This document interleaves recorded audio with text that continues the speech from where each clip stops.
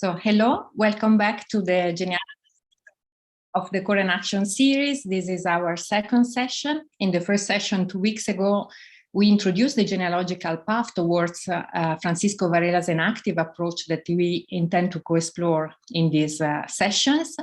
And this based on an overview of the evolution of the research tradition of experimental epistemology.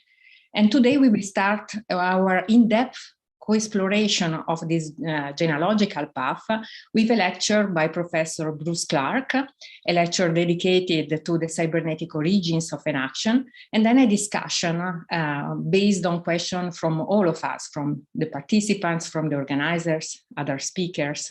And between the lecture and the discussion, we will have a break, a short break. I think a 10 minutes break will be enough, which who likes the idea can spend in our virtual coffee break room, and Joanna will explain to you how to reach this room at the beginning of the break. So let me very briefly introduce Professor Bruce Clarke, who was already with us during the introductory session. He's Professor of Literature and Science at the Texas Tech University, and has held many relevant scientific roles, among which NASA and Library of Congress Chair of Astrobiology. And Professor Clarke has been working extensively and with a very deep, original transdisciplinary approach to the cybernetics and to the cybernetics origin of Enaction, and has been developing this research path by intertwining system theory, Gaia theory, and narrative theory. I hope you had a chance or will have a chance to visit the site which is related to his Gaian Systems project, which is really wonderful, and to read his books, really marvelous books. The last one, the most recent one, is Writing Gaia, which is dedicated to the scientific correspondence between James Lovelock and Lynn Margulis. He co-edited this book with Sébastien Dutreuil, and the book is distributed right now, is published by Cambridge University Press. But also a very beautiful book is Gaian Systems, which was published in 2020, and Neocybernetics and Narrative, published in 2014, both by a University of Minnesota Press. So I think we are very honored, and I think we are very lucky to have with us Professor Bruce Clarke, and for this really incredible lecture. So I leave you the stage. Thank you, Louisa. Okay, let's hope for the best here. How about this one? Fantastic, we can see. Okay. All right, everybody. Well, here's the latest version of the title, giving myself some leeway for miscellaneous material, although I think I've got a story to tell, and the line going through the story will be fairly straightforward. So scenes from Francisco Varela's cybernetic genealogy. Let's get it going. So I'll just state my feeling flat out that the first generation cyberneticists with whom Varela's intellectual career is most consequentially linked, of all the many people you can link him to, is Heinz von Foerster. And Varela himself published several testimonies to this connection. For instance, an introduction to the volume Observing Systems, a selection of von Foerster's papers first published in 1981, and really the only selection that was available that gave you a compendium of von Foerster's cybernetic works until a much later selected edition came out in 2003 called Understanding, which is, and that one you should buy because you can't find Observing Systems anymore. But in it, he had this lovely opening remark. Like almost everyone who came into contact with Heinz von Foerster, I owe him a great deal. I say a great deal of learning because Heinz excels at being able to inspire others to think about deep issues which he can point to and express in substantious nutshells. I thought that is just a great sort of not exactly idiomatic, but a wonderful characterization of the compression in that one comes to appreciate in von Foerster's writings. As he himself once told me, Varela continues, to understand something is to stand under it so that you may foster its development. And he acted every word of that. And the relationship between these two, I mean, is very much once they form, it's not a collaboration very much, but it's a I think he picks up the mentor role for Maturana in a way, and then he just boosts Varela because he sees the brilliance that has come his way. So, all right. So now I need to just move my speaker bar here a second. There we go. Hang on, just so I can see my own text here. Well, who was von Foerster? How did this Austrian expatriate polymath come to befriend this young Chilean genius? Of course, this happens in 1968, but let's go back to 1940. Both had the experience of fleeing political intimidation in authoritarian societies. And so just the information about the precariousness of Heinz's situation during the Nazi years is laid out in Müller and Müller's An Unfinished Revolution, where I get this information from, but where we learn that according to the Nuremberg laws of racial gradation, Heinz was a Mischling, Zweiten Grades, second degree mixed race or mongrel in the less polite terminology. So there he was, reasonably socially prominent in Vienna. He moved his family to Berlin, where he could hide in plain sight. And somehow or another, there's a picture of Heinz in Nazi Berlin that is preserved in his papers. So that's kind of how he made it through the Nazi years, by working for a Nazi company in Berlin on radio technology, basically. But in any event, he survived. Hang on here.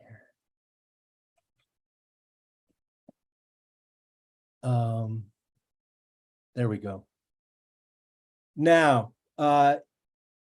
he decided to emigrate after being back in Austria for a few years. This was the incredible coincidence and series of connections that brought him full-time to the US. He produced a short monograph.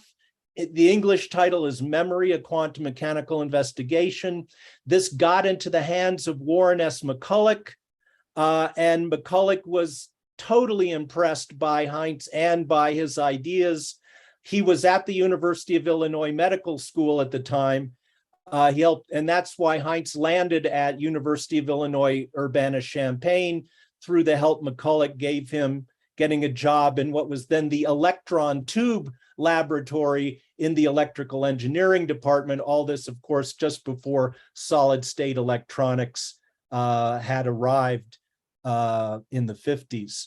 But the crucial thing then was that he brought von Foerster into the Macy conferences. As they were at about midway through a 7 or 8 year run, Heinz came in midway alongside the formidable, I'm just going to admit these users since I can do that, group of the first generation cyberneticists, Norbert Wiener first among that group as the coiner of the name cybernetics, but von Neumann, Claude Shannon, and Bateson and Mead on the anthropological side of cybernetic interest. And famously, McCulloch appointed von Foerster as the editor of the subsequent Macy transactions to help improve his abysmal English. And so he accepted this role, and then he is listed as the editor of the last 3 or 4 volumes of transcribing the conversations at the Macy conferences. But this is how Heinz went from a kind of undefined technician trained in physics to getting on the path of cybernetic science and cybernetic investigation. McCulloch is really the crucial person who catalyzed this transformation in Heinz's career.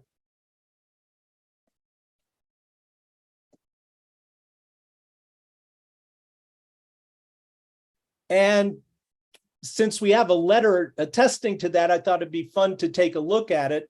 So while this is right when von Foerster and McCulloch have their first, right after their first meeting, and he writes to the head of the Macy conferences, Frank Fremont Smith. He says, I've asked Dr. Heinz von Foerster in theoretical physics and an engineer whose chief work has been on microwaves and surface rectifiers to drop in and talk to you. Heinz was in New York City, and that's where Fremont Smith was. Had the pleasure of a society for 3 days, during which time we've talked very much of his theory of memory, approaching the problem of retention as a quantum physicist. He's proposed a mechanism which is entirely in harmony with everything that we know of biological processes in general and brains in particular. It's the most exciting thing on this score that I have yet encountered. So that's pretty high praise from this eminent scientist in the middle of the run of the Macy conferences. And so the rest of the letter here is about helping him establish himself in America and also seeing if we can't fit him into the program of the upcoming meeting, and all of that takes place in due course. And so here we are at the 1952, or one of the 1952 later Macy conferences. This is what they look like. There's Heinz on the right, McCulloch at the head of the table, and the other correspondents. And the title, up until this point, the name under which these conferences were proceeding was some permutation of circular causal and feedback mechanisms in biological and social systems. One of Heinz's first suggestions as editor of the transactions was just, why don't we just call it cybernetics? And everyone thought, that sounds good. Now we'll just have to tell them what cybernetics means, but it's kind of about feedback mechanisms in systems of various sorts. So there's the rest of the room in this particular photo shot. There's the back of Bateson's head on the left, and Margaret Mead over on the other side of the table. So Heinz immediately established personal and professional connections with this fairly august body of high-level researchers in the US at the beginning of the 1950s.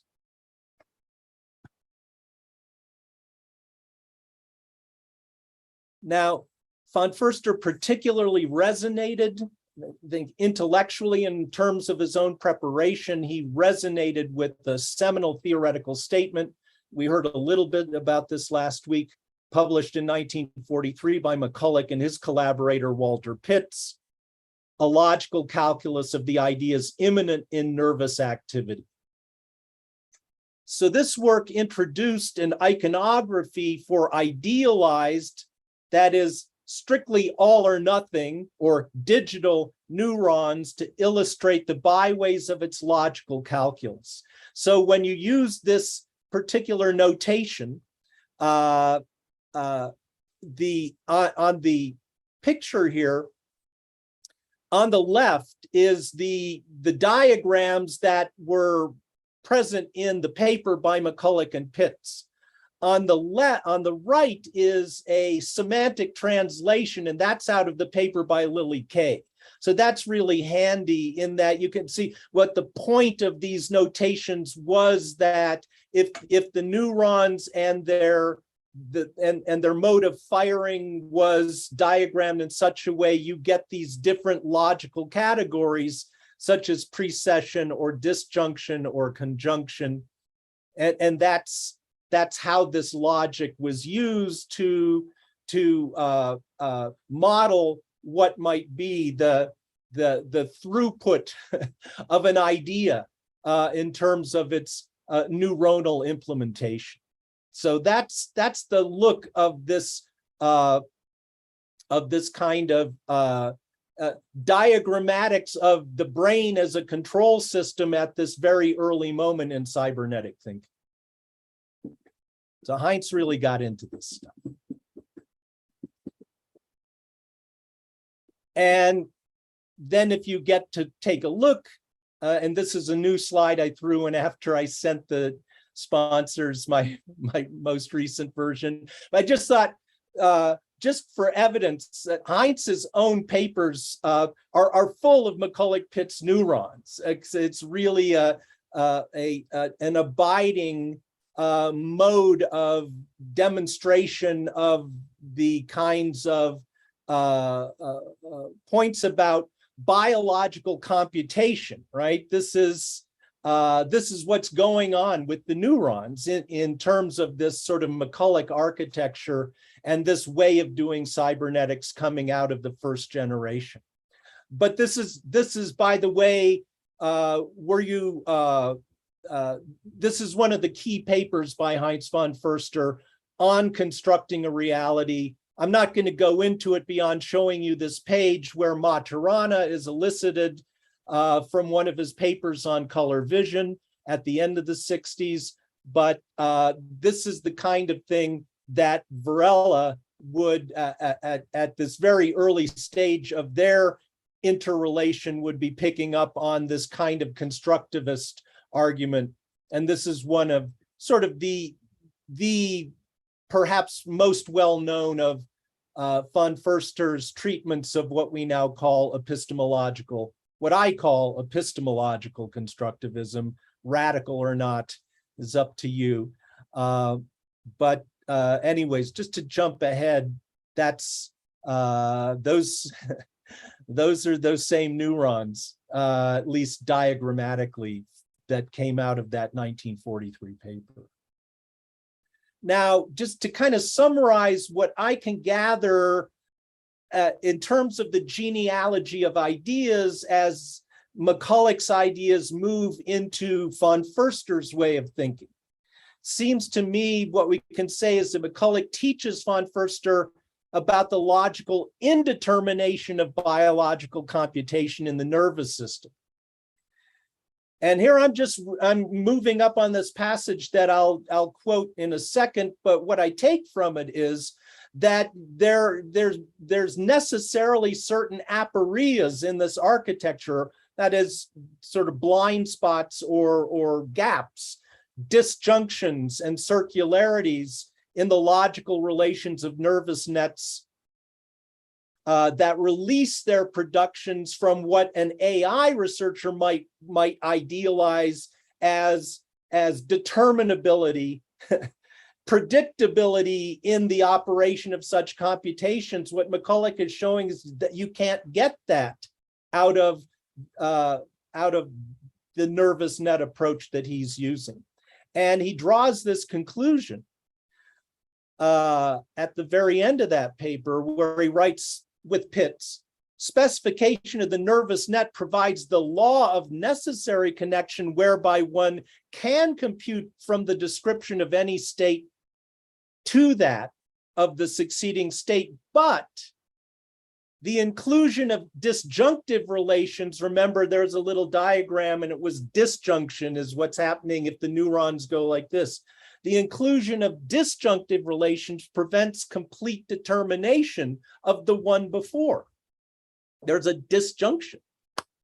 Moreover, the regenerative activity of constituent circles renders reference indefinite to time past. And here what he's thinking about is feedback circuits, right?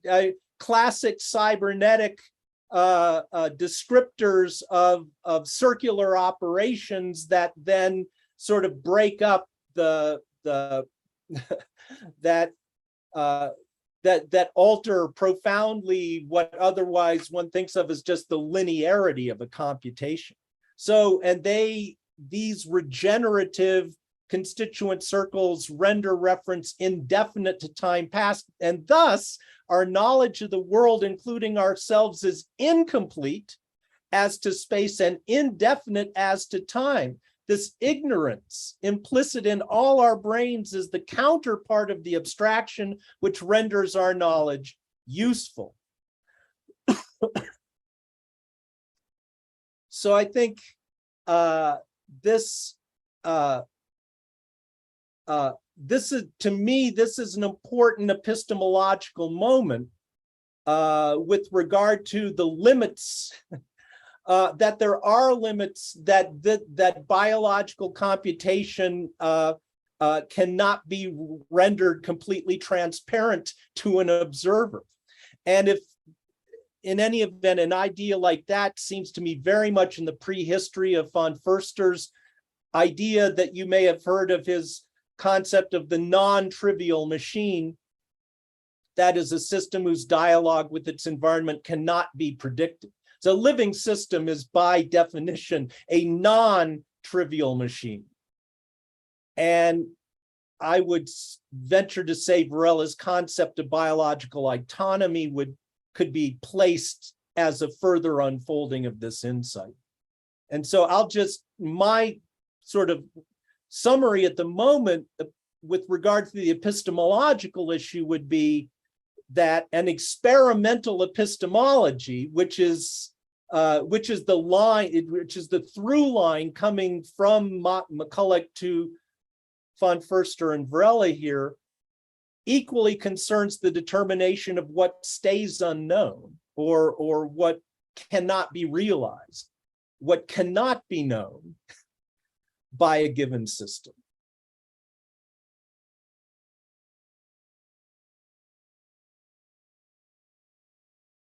Now, moving up to the biological computer laboratory in 1958. And my text is obscured for some reason, but what it says, you can read it at the top there. This is, so 1958 was when he began he had been working in that electron tube lab, but he kind of handed it to some guys at the point where he's ready to start his own lab and had the support to do that. So 1958, birth of the biological computer lab, and he gives an interview to the school newspaper. And the question exactly, how does the word biological fit? Because when we think of computation and computers, and we don't have sort of this kind of cybernetic sophistication, we think, well, how, it sounds oxymoronic, or at least like a clash. And obvious, I think it's clear that's what Heinz wanted. He wanted that tension of seemingly incompatible ideas to sort of declare the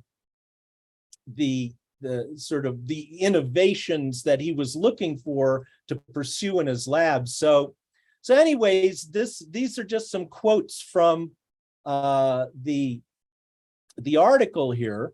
A biological computer. So, but that he was going to build a biological computer, and that was why the lab was given the name it was, in which he plans to trade the speed of the regular computing machine for intelligent behavior.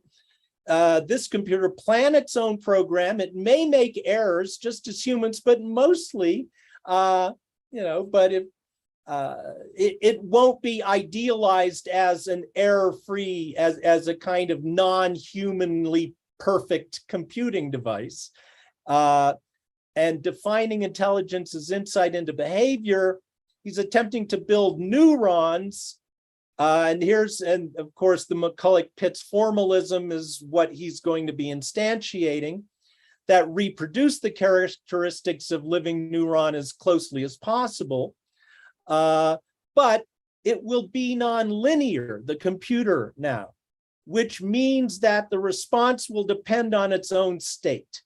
Okay, and there's the regenerative circularity, which is so it's kind of intrinsic to this mode of cybernetic epistemology. The computer will be nonlinear, which means the response will depend on its own, not on what the input is from the outside operator, but the state the system has arrived at due to its own operations. Okay.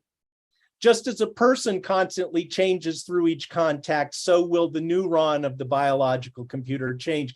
And then this statement, which is pure kind of von Foersterian humor, no one will ever be able to tell exactly how the machine actually works.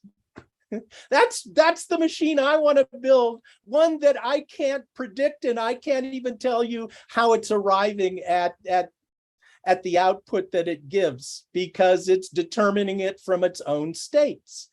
So it's kind of like an autonomous, it's almost like computational autonomy. I don't know, that pops into my head, and I don't know if that's, anyways, take that for what you will. But hey, talking about indeterminability, give me 5 neurons, I'll give you 100 million different possible combinations. Which one are you going to predict? Okay, so that's the ambience of the biological computer lab in terms of von Foerster's own stated goals for the research that he's going to carry out there.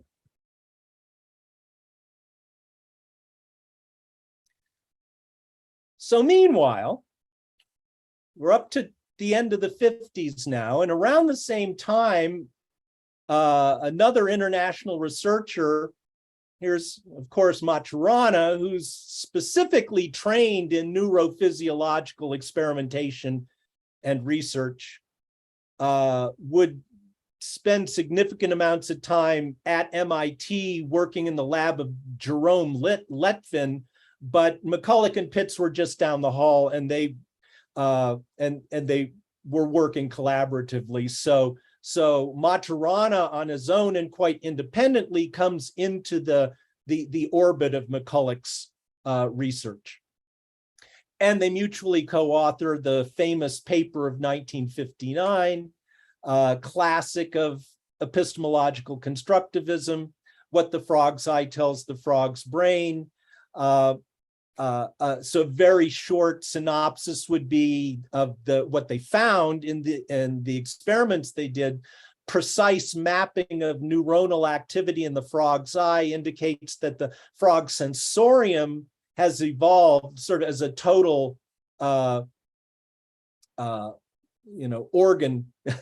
of the life form of the frog, has evolved to bring forth not a raw or neutral world, not just a strictly representational world, but one predisposed in its own sort of biological architecture to make its preferred prey, which would be a fly, stand sharply out from its environmental surround.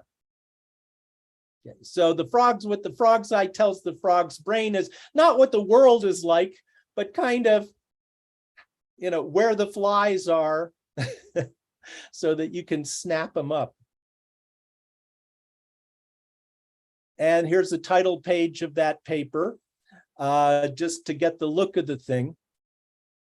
And a passage from the conclusion in their own words, which say, so they kind of find that there's 4 different active retinal mechanisms or aspects that combine in the eye of the frog, but one of them is the bug perceiver. So, a specific fiber then responds best when a dark object enters the field, stops, then moves intermittently. Okay, so the processing of that receptor is the one that makes that aspect of the world stand out most dramatically, so that the frog can get the fly and maintain its autopoiesis, as we would say, just at the sheer level of its metabolic continuation. Okay, so that's what was this paper, as I understand, got an unusual amount of traction, and then retrospectively was seen as an important experimental demonstration of the epistemological orientation of that would go into second order cybernetics. So, just summarizing some history here on our genealogy, von Foerster and Maturana met in person in 1962. There's a wonderful, it's on the bibliography that's listed. There's a 1995 interview with Heinz and some guys at Stanford, and you can get the full text of this story. But suffice it to say, they skipped out on the dress rehearsal so they could visit Amsterdam and thereby bonded, because then they were kind of, when they came back to actually do the conference, they were the bad sheep, as the phrase that, but anyway, you can imagine how that would bond you to someone if you sort of were both, kind of participated in playing hooky from your scholarly conference. Anyways, they became very fast friends. They visited, Heinz went to Chile. Maturana came to the BCL on multiple occasions. And Heinz was keenly interested throughout, I mean, from the get-go, especially in Maturana's dedicated experimental work on vision and color perception. And so when you see for instance, in the embodied mind, there's a long section on color vision. And Varela's interest in this and his continuing down this line of epistemological, neurological investigation. This is direct inheritance from his training with Maturana. So in due time, Varela would be invited to the BCL. In fact, immediately when he flew to Boston to take up his scholarship at Harvard in the winter of 1968, in fact, Heinz arranged for a quick excursion over to the BCL, the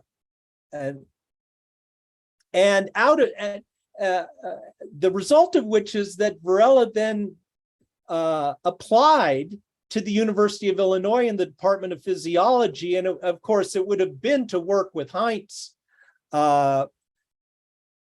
And so interestingly, in the same archive, and the main archive here of these papers from the archives at University of Illinois, there's Varela's statement of purpose on his application to do doctoral work. So I thought it'd be fun just to see how clearly he had thought through his scientific ambitions. Well, this is what he put on the application. My professional goal is the understanding of the nervous system from both the physiological and the theoretical point of view, right?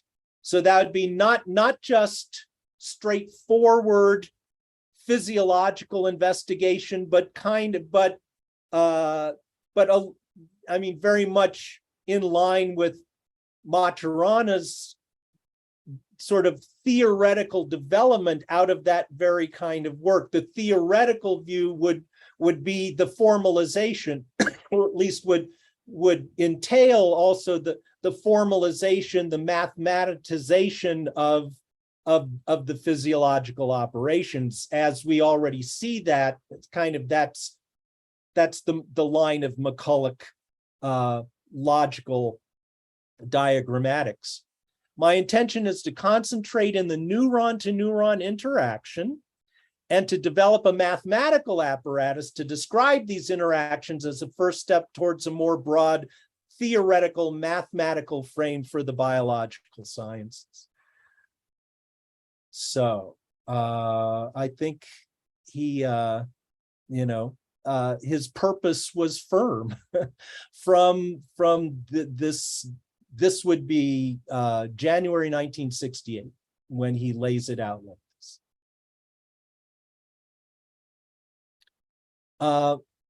Well, Varela did not, in the end, he stayed at Harvard.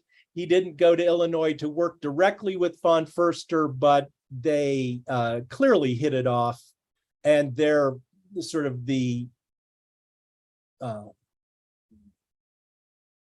their relationship is basically produced and maintained from this time on through fairly constant, if not constant, but the file of correspondence that I found in the archives there was pretty thick. Here's an early letter from Varela to von Foerster. Varela tends not to give the years when he puts the date on, so it's kind of a guessing game.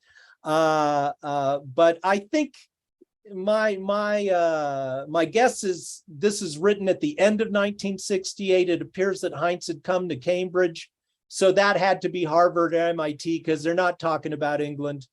And he says, it was a real thrill to see and hear you in Cambridge the other day. More than ever, I could admire your extraordinary ability to go straight to the core of the argument with elegant simplicity. I hope it is something I will learn how to do someday. I think you have to say, oh yeah, he learned how to do that. But it was those substantious nutshells, right? Just go straight to the core and put it in that substantious nutshell, and then it's like a seed for future thinking. There appears to be an invitation that would have been from Heinz already for a return visit, because he's saying, of course, I am very interested in coming out. And I love what he says now. I could give a seminar on visual processing in insect retinas, because that was the mainstream experimental physiological work that he was doing at Harvard, and he put papers out on this. But he also says, also, it would be quite nice if you think is worth to submit some of my thoughts on the role of language for the study of mind, which is a completely different line of discussion from the visual processing in insect retinas. I mean, now we're just talking some kind of philosophical engagement with textual understanding. In other words, you see the philosophical preparation that really made Varela stand out and made him unique, especially in an American milieu of intense specialization. Says, I could give you a straight science paper on insect retinas, or I could give you a philosophical discourse on what? The role of language for the study of mind, which is a rather large topic.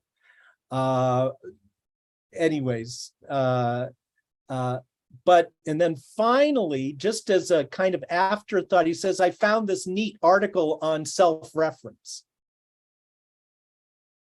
And that's we already see that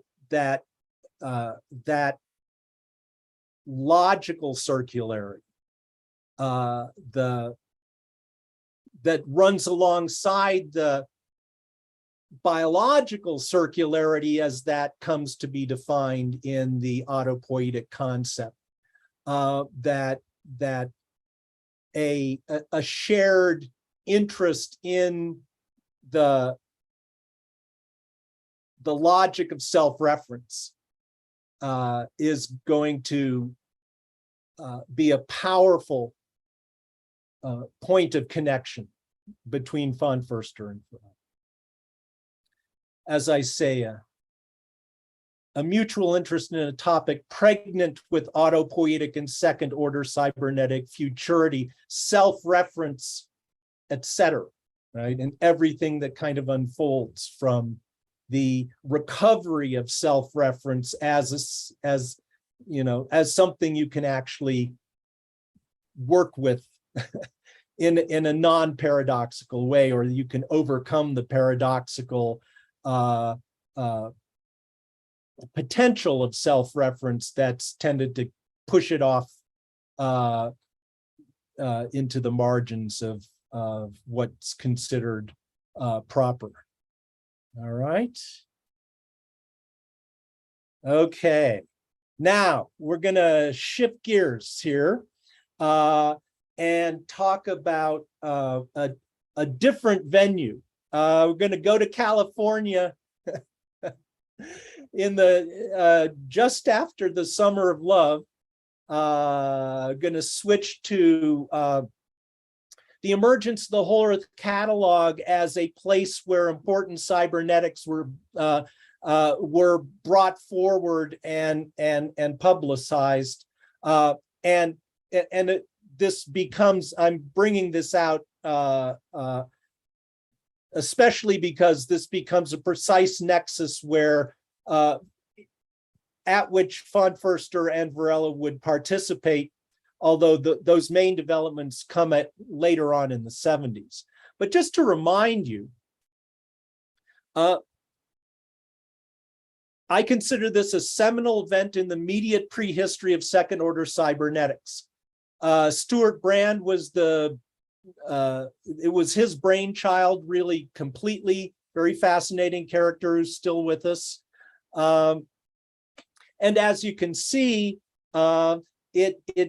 it's the ambience of its interest is in, I mean, the tools are immediately meant for the people going off grid and dropping out and starting communes, and then they need stuff.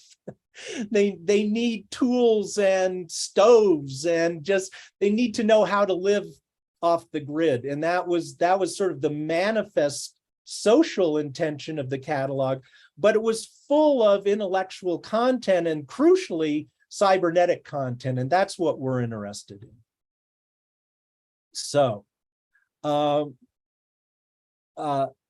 there was a cybernetic orientation, as I'll unfold just a little bit more, but here's the programmatic statement. In other words, there's systems thinking was deeply infused into the project of the Whole Earth Catalog, and one way they declared that was with this motto on the back cover: the flow of energy through a system acts to organize that system. Okay, and of course, the Earth is the system they're talking about, and the sun is the energy source. So we're talking large-scale, whole Earth thinking about energy and information, if that's what you want to think. Organization here is would fall into the vocabulary of the interest in the connection between energy and information theoretical connections running right alongside the cybernetic discussion during this period. So this is the book Morowitz's Energy Flow in Biology, from which that motto was taken. It just struck me that even at this early moment, this is like the second iteration, the Spring '69 number of the Whole Earth Catalog, but its whole systems thinking, its cybernetics were already distinctly ecological in orientation. It was ecosystemic systems thinking that was just a major component of the editorial sensibility of Stuart Brand, anyways. And so there was a slant towards living systems in the cybernetics of the Whole Earth catalog. That's the point I'm trying to make. But also here, I don't know, I wrote this out. Cybernetics in the Whole Earth catalog was distinctly ecological, partial to living systems, thus by default, countercultural. If the mainstream culture of cybernetics is technological, computer-oriented, machine-oriented, living systems, it's the biological side of that coin that is the ambience of second-order cybernetics, of Varela's work, obviously, as it connects to this this project that became sort of an enabling occasion for the larger sort of world of the systems counterculture that develops at this moment. So for instance, if you open up the Whole Earth catalog, in some previous writing, I've called it the house organ. I just virtually considered it was the house organ of the systems counterculture. Always began with the section called Understanding Whole Systems. Buckminster Fuller was the kind of the guru for the Whole Earth catalog right at that moment in American culture. He had just brought out Operating Manual for Spaceship Earth, which became one of his sort of iconic publications. You can see how that sat nicely beside the Whole Earth idea as a serious mode of systems thinking regarding ecological matters and kind of survivability on a cold warring planet at the end of the 1960s. Earthrise is the picture that's shown on the cover, of course, taken by NASA on Christmas Eve, 1968. So now, to get back to Heinz, we know that Heinz was a fan of the Whole Earth catalog because in his classes at Illinois, he set up a student project called the Whole University Catalog, and they made their own catalog. So Brand got word of Heinz's interest, and then when this curious book called Laws of Form by Spencer Brown landed on his desk, he looked around for someone who could comprehend this book, and who he found was von Foerster. So as it worked out, von Foerster contributed. This is a very long, like 3 or 4 times longer than the usual review. So it really opens up the laws of form. And I'm assuming most people are familiar with just the larger importance of Spencer Brown's work for the milieu of second order cybernetics. But suffice it to say, it was a line of connection that very tightly united the interests of Heinz and Francisco. But this is before Francisco really, I mean, I don't know if he read the Whole Earth catalog, but why not?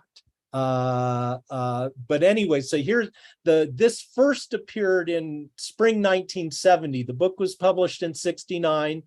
And I'll just give you the taste of von Foerster's review right at the beginning is just, I mean, you just can't beat that opening line. The laws of form have finally been written. As if they were always there. As if they were somehow obvious and lying around and somebody just had to like write them down. With a Spencer Brown transistorized power razor, a 20th century model of Occam's razor, right? The point just being what you could use the calculus for is just to strip the logic of your matters of interest down to the most penetrating central expression, right? And just and by that sort of apply Occam's principle that in general the simplest explanation that actually does explain the thing is probably the right one. Well, what about these laws? I mean, laws are not descriptions. Laws are commands, injunctions, do. Thus, the first constructive proposition in this book is the injunction, draw a distinction. Talking cognitive science here, people. It's kind of where it all starts. At least that's the argument here.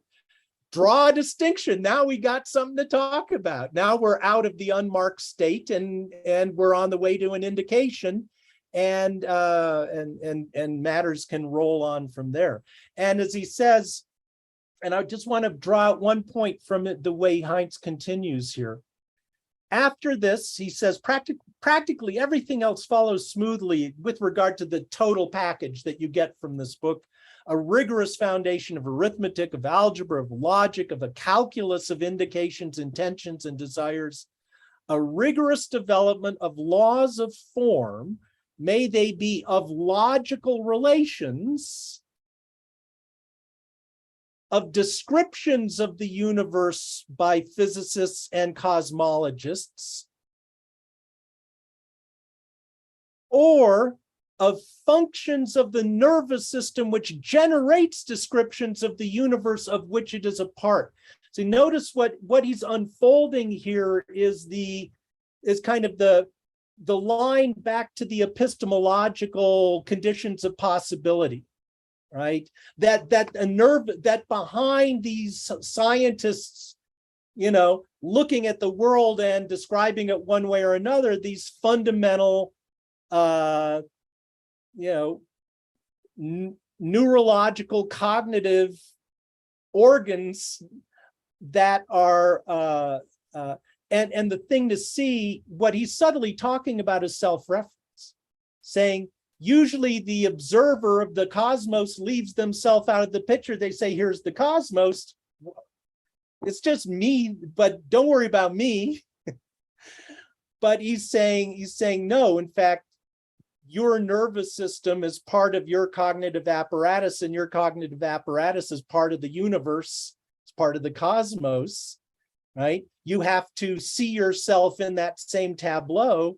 So anyways, it's not explicitly stated, but I think you can see that the way that Heinz thinks deeply into the primary self-referentiality of cognitive operations is implicit in the way he lines up what's going on in laws of form.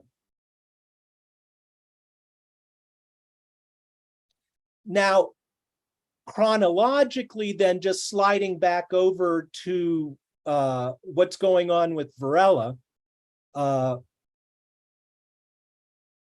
the beginning of the 70s, he's taken his doctorate at Harvard. He's gone back to Chile. He's gone back to university collaboration with Maturana. And this is and it's in this moment that the concept of autopoiesis finds its name and the first writings developing it, the collaborative writings of Maturana and Varela have arrived at their, I mean, the time is this, this is when it happens. And this passage that I'm giving here is from Varela's own account of this moment, which is the, right, it's from it's in the bibliography. So if you want to go check it out. I thought it was interesting then that, because I hadn't previously noticed how he takes McCulloch, this is McCulloch's phrase for doing this kind of science. And Varela just lays the the emergence of autopoiesis directly into this line of affiliation with McCulloch's experimental epistemology. And it's also very nicely kind of establishes the emergence of autopoiesis on this particular history of close debate and conversation in Maturana's lab. He says those were times of search and discussion focusing on what seemed a dissatisfaction and anomaly. A basic dissatisfaction was the notion of information, dissatisfaction, right, with the notion of information as the key to understanding the brain and cognition. The idea didn't appear to play an explicit role in the biological process, and Umberto's intuition was that living beings are, as he said in those days, self-referred. And in some way, the nervous system was capable of generating its own conditions of reference. Well, I think probably most of us are familiar with this, very basic way of articulating the idea of autopoiesis. But I just found it fascinating that Maturana had articulated this through the discourse of self-reference, and this is just very much, again, in terms of this line of approach, Maturana, von Foerster, Varela, they're really peas in the same pod.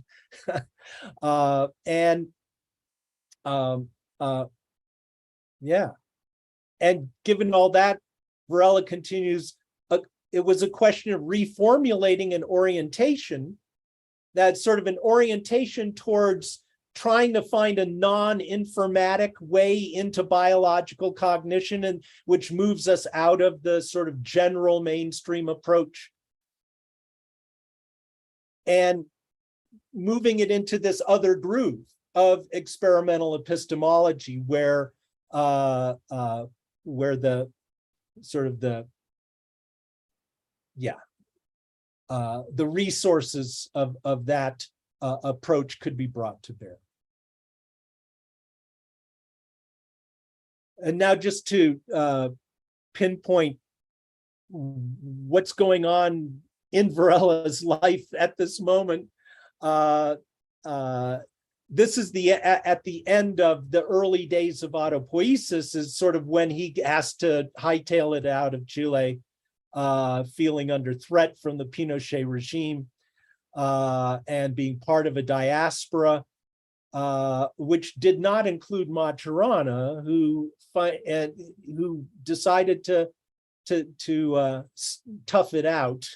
But I think clearly Varela needed to go to feel safe about himself and his family.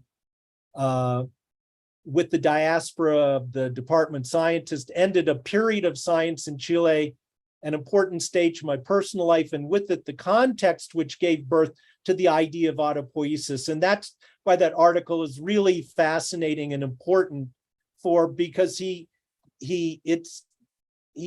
explains how the wider milieu of new thinking in Chilean science in the 1960s made this possible, but now it's been busted up. But naturally, the idea would find new avatars outside of Chile. Of course, he's writing this retrospectively, but just as a practical matter, at this stage, not only does Varela take the message out, but he's already kind of developing the implications of autopoietic thinking beyond the concept of autopoiesis. Nevertheless, the term remains a major sort of starting point, shall we say, rallying point for the new epistemology. And it's von Foerster who now lends incredible support to make this idea. So that's what I'd say.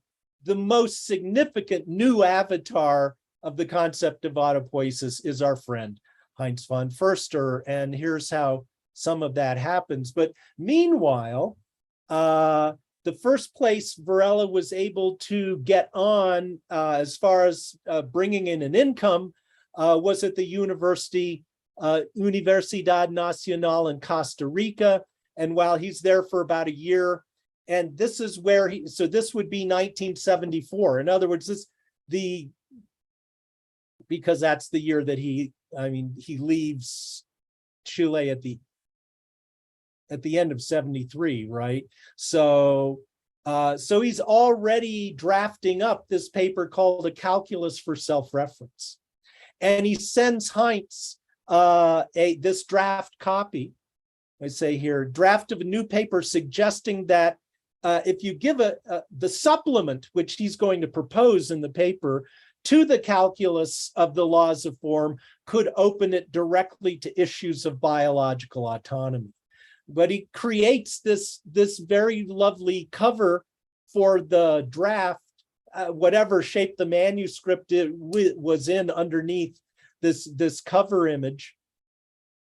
And so what's fun here is that he's borrowed that Ouroboros came directly out of the cybernetics of cybernetics, which I don't, anyways, this is, which all 500 pages of the cybernetics of cybernetics, that was one of the final projects done at the BCL in Heinz's heuristics classes before he had to shut down, before he just took retirement at 65 and closed up the biological computer lab. So we're in the last year or two of the life of the biological computer lab.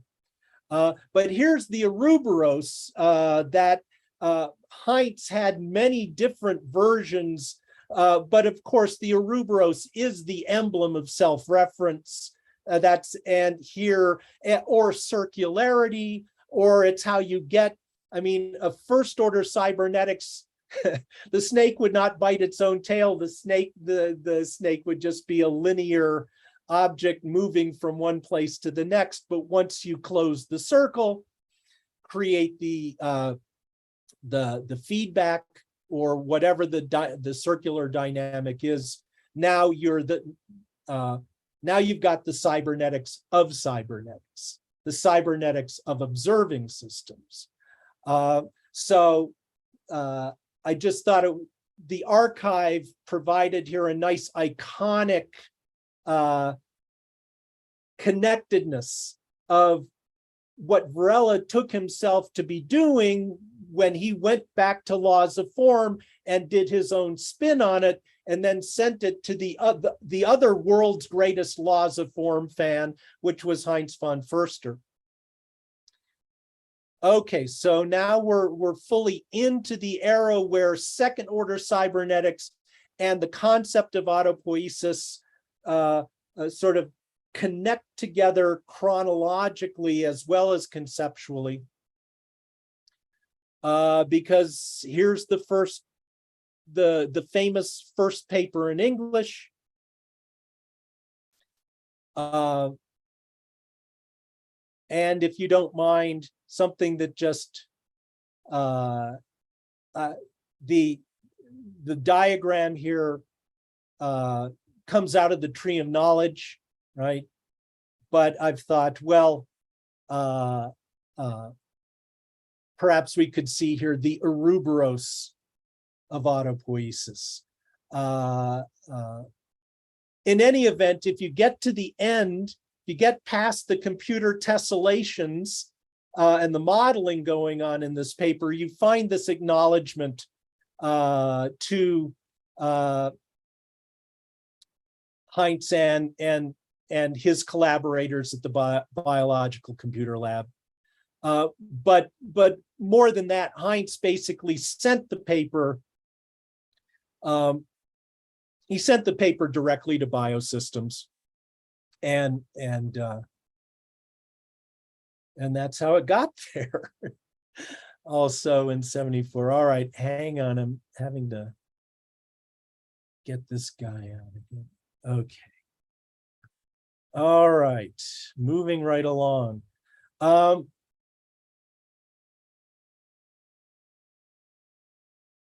Yeah. So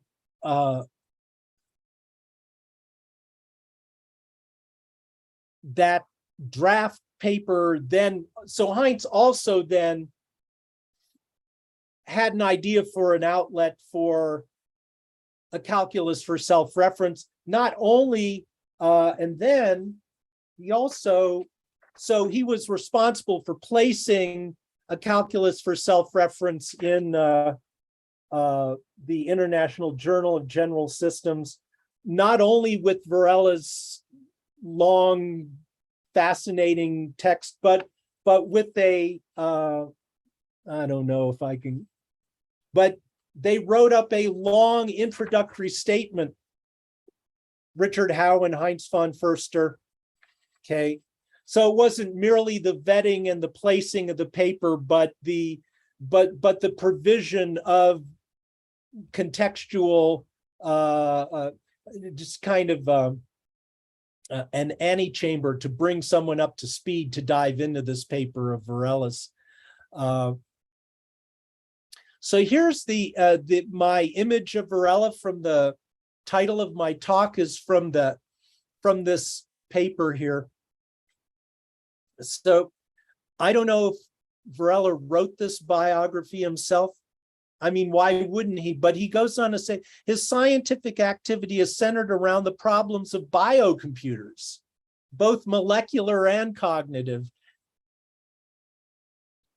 It's interesting to me if that would have in fact been the way that Varela expressed his activity right at that moment, not only with the mark of the biological computer lab, but also John Lilly, who won't otherwise enter this conversation today, but he's also in the background with his concept of programming and metaprogramming in the human biocomputer. So that's another line coming off the cybernetics of this moment. Okay, now we're kind of going to finish it up with a bit of a dive into this particular paper because it seems to me to very explicitly tie together this line of experimental epistemology but also to bring in recursion, self-reference, autopoiesis, and show how they all, at least in Varela's mind at this moment, sort of were part and parcel of the same activity of theoretical thought. So this paper begins with self-reference is awkward. I mean, usually we stumble around when we encounter it. One may find the axioms in the explanation, the brain writing its own theory. That's almost here Heinz von Foerster there, but that's sort of a standard constructivist point, of implication of the observer in their observations, a cell computing its own computer, the observer and the observed, the snake eating its own tail in a ceaselessly generative process. And that's the Ouroboros. Let's see here. Stubbornly, these occurrences appear as outstanding in our experience.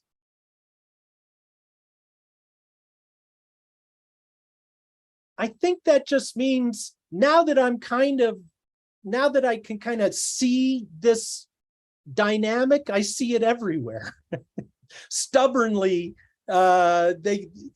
instances of self-reference keep popping up. But particularly obvious is the case of living systems. You want to talk about self-reference? Take your living system where the self-producing nature of their entire dynamic is easy to observe. And it is this very fact that can be taken as a characterization for the organization of living systems. And he's just referring the very initial work on the concept of autopoiesis. Similarly, the physiological and cognitive organization of a self-conscious system, right? So here's your mind, may be understood as arising from a circular and recursive neuronal network containing its own description as a source for further descriptions. And this is just the larger work of Maturana, for sure, coming down the line of McCulloch's experimental epistemology.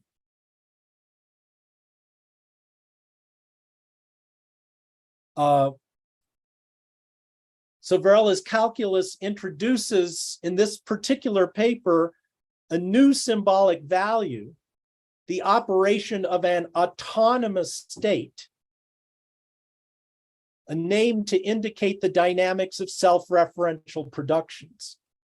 So I'm going to skirt lightly by the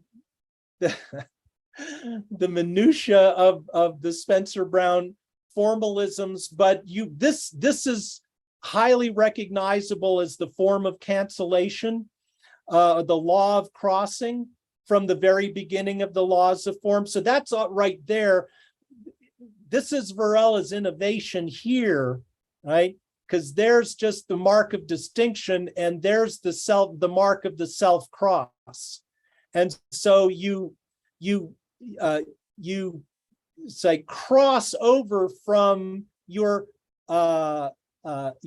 state of autonomy, and you're still in the state of autonomy. So that's seems to be how that works. Now, I threw this in real quick, but I'm not, we can't, just to say, out there in the world, the Spencer Brown formalism has been observed by people that are kind of not in the, not necessarily Spencer Brownian acolytes, but here's, I mean, Wolfram's math world take on it is out there. It's too much for my little brain, but if someone has the math, the reason why I wanted to bring it up is, here's the critique, because I've talked around to my laws of form people, and what do you think of what Varela did in A Calculus for Self-Reference? And the usual things, well, it's kind of like it was already there implicit in it's not really necessary, or it wasn't that big a difference from what was already there. I can't answer that question. That's why we need Louis Kaufman, who's our resident expert on the laws of form. But this, as far as I know, this is the standard dismissal. But it also means that Varela's number on laws of form is still, it's still being tracked. It's in the literature as an important moment, even if you don't agree that it did anything particularly important. And so what they say is the obvious problem is of this modification is that the form could not draw a distinction between two autonomous states. I want to throw this out to somebody to tell me if I should. I just think, but isn't it?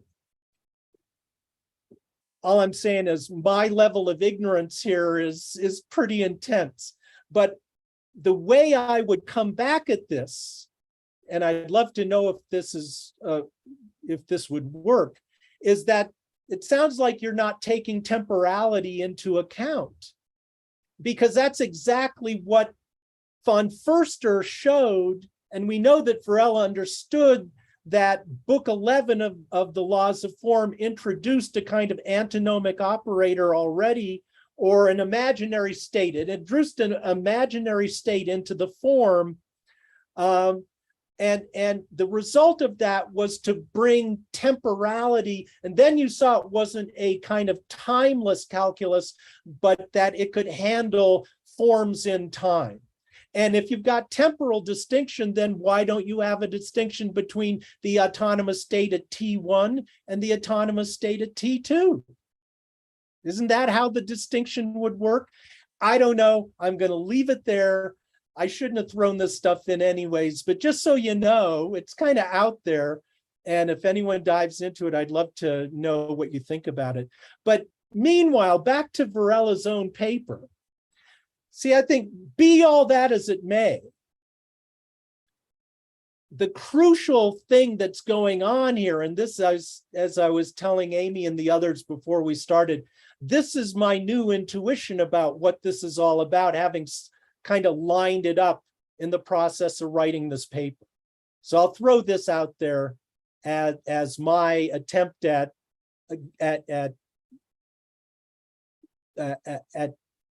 indicating exactly what is the new thing here, what is the important thing that's going on here for Varela's ongoing work and thought.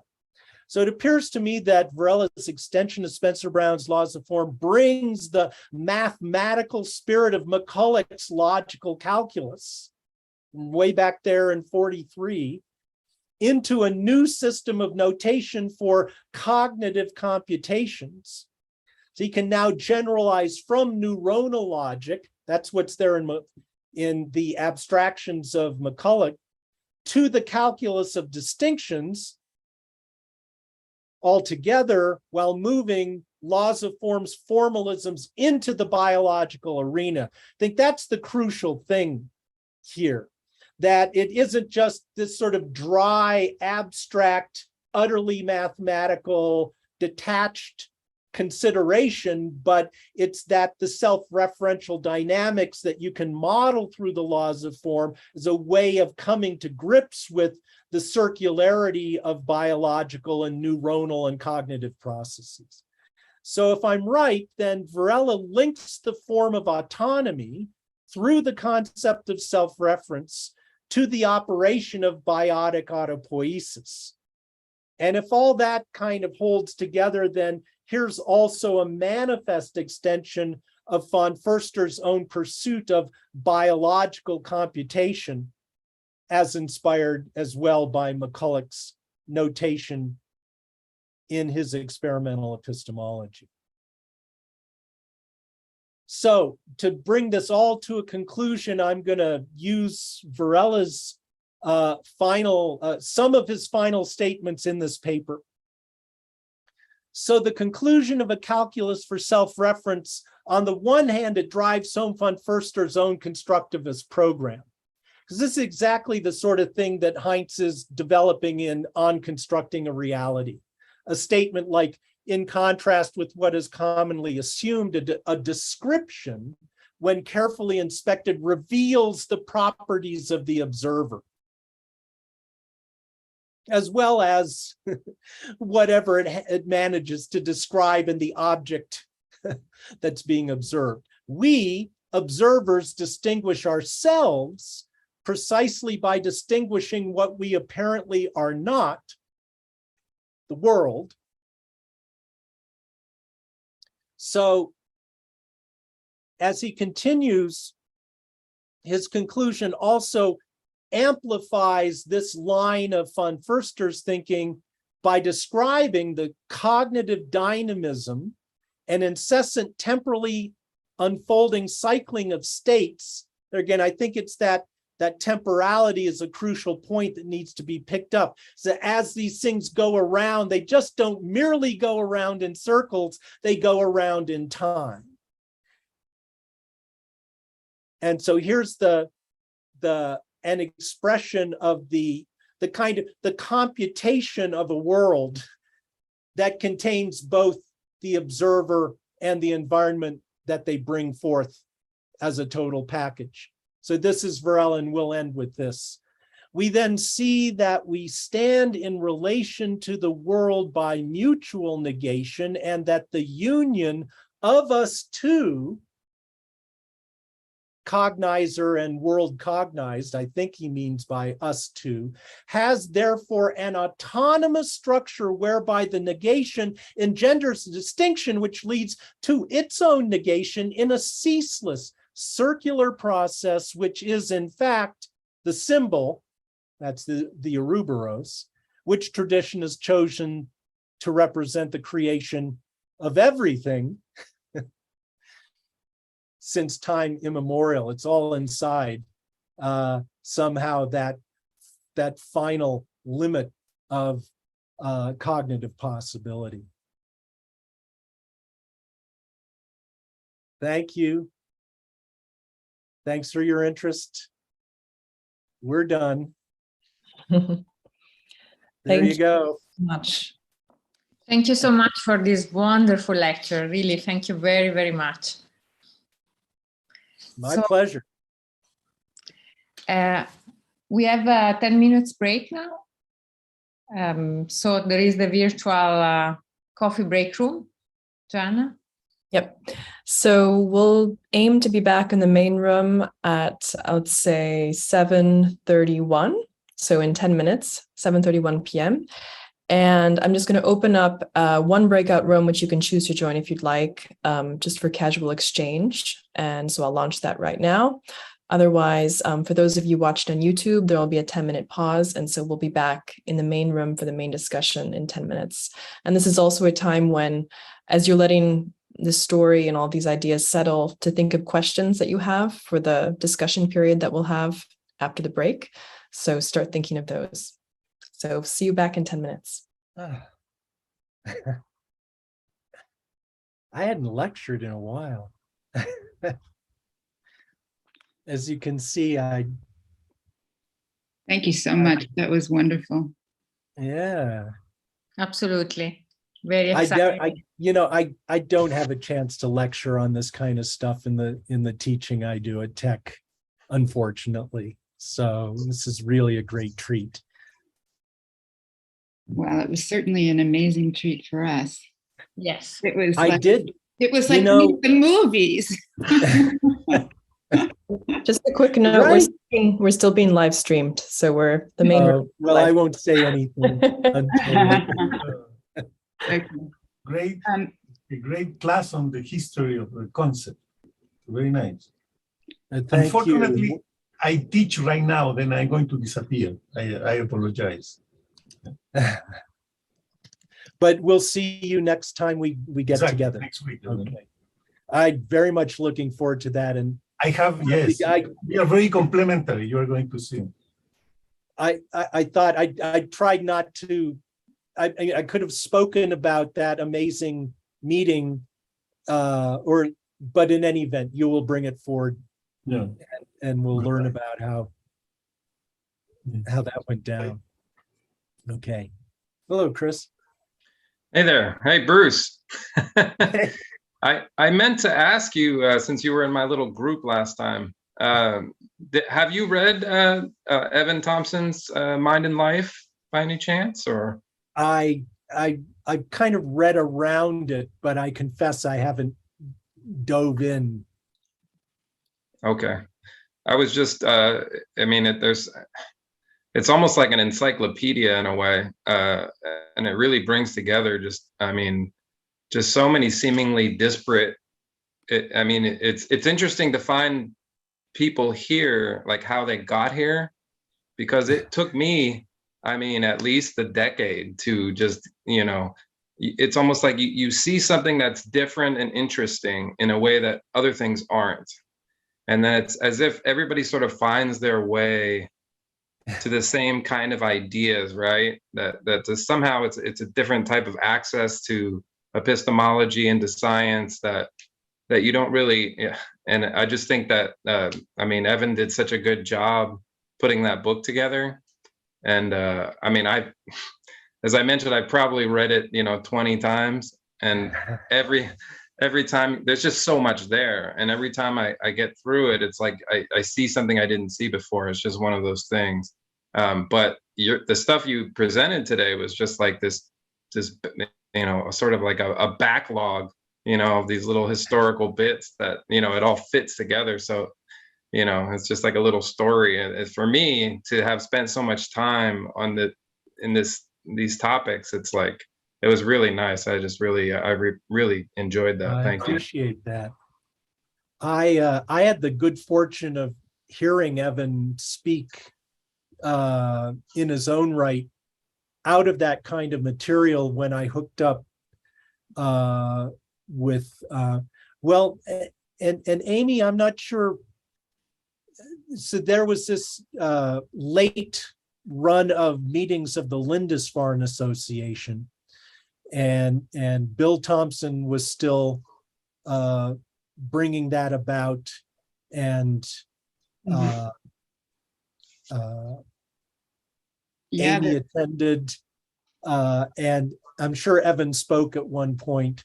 So I kind of got Evan's at least kind of an overall sense of Evan's approach from by osmosis a little bit back when I found my way to this discussion. And that'd be 2008, 2009, something like that. Evan will be joining us at the end of this genealogy semester, and during the second and third semesters when we're reading the embodied mind. So we're very happy about that. He also, by the way, I don't know if you saw this, Bruno, but he also, by the way, did an absolutely magistral reading of Not One, Not Two, which is a 1976 article based on this idea of the distinction, of the mark for our Ouroboros series. So if you go onto the Mind and Life Europe YouTube channel, you'll see there's a series that we ran all through Right, I attended a couple of those. I can't remember. Yeah, I remember I took extensive screenshots of DePaulo's talk. It was very helpful for me. Yes, he did. Anyway, so I'm gonna feed my cat, and I'll be back in half a second. Okay, thanks. So Chris, you can have a look at the Mind and Life Europe YouTube channel, and you might know us already. Well, I've been catching up. I don't remember how exactly I came upon it, and I've been kind of I looked at like Lewis Kaufman's talk. Right. Obviously, the laws of form is like this sort of almost intractable, but you can't. There's something there, You did a great job with that, I thought. Yeah, it was really interesting, and I've been trying to just sort of review, and I mean, I have a million pages I've been writing down of questions and musings and whatnot. That's just I've dug in my crates, so to speak, of all the work that I've done over the past 15 years or so, and it's just you don't know where to start, but yeah, it's just really cool. I mean, definitely an endless amount of stuff to look at. So Evan's talk comes right after Lou Kaufman's in that series, and so and it's really rich, and it's really rich one coming after the other, because Not One, Not Two, as some people on here know, is an article that leans on the laws of form and the interpretation of the mark of distinction. So. Well, I will definitely be checking that out as soon as possible. Thank you. Okay, so I think we'll get started with the main discussion. Apologies again about the breakout room. It seemed to have created multiple breakout rooms rather than one, but in any case, we're going to continue the main discussion here in the main room. So everyone's back, it looks like. So once again, this is structured as Louisa mentioned in the beginning, kind of like a Q&A, but also this is an occasion to share, your thoughts, your reactions to the lecture. So if you have any, questions, please feel free to step forward in the spirit of a true discussion. Just, you can raise your hand or signal that you'd like to speak. But if you feel a bit shy to speak, you can of course put your question or your comment in the chat. Absolutely no problem. And we'll try to bring them forward as they come up. So we have about 25 minutes or so for our discussion. And I know we did have some questions in the Slack already earlier this week. So if you wanted to bring those questions forward, this is also the occasion. You can do so. So Chris, if you wanted to go into your question at some point as well, you can feel free. There was the reference before to draw a distinction. So Chris was asking about the distinction between the system and the environment in the Slack channel during the last lecture. I don't know if you, Chris, want to... Let me, reframe. Yeah, I mean, so in my graduate work, we had, I don't know if anybody's familiar with Anthony Chamero, and he does the, some research, I forget where, but we actually, one of Francisco's students, Isabelle Pichard, was my thesis advisor.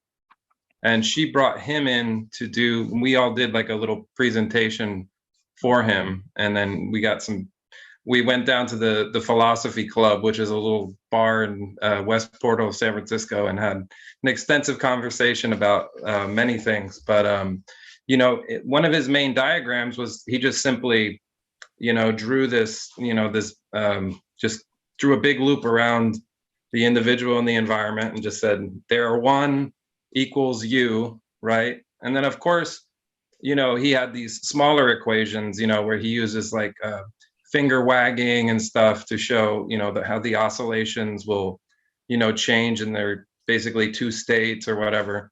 But my question is, like, when you get sort of, to a larger scale, when you want to say, how does the individual as a system relate to a larger social system?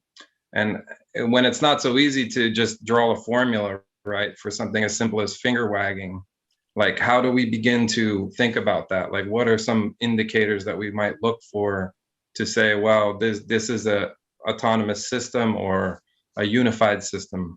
And that's kind of where I was going with that, I think, if I remember correctly. Thank you.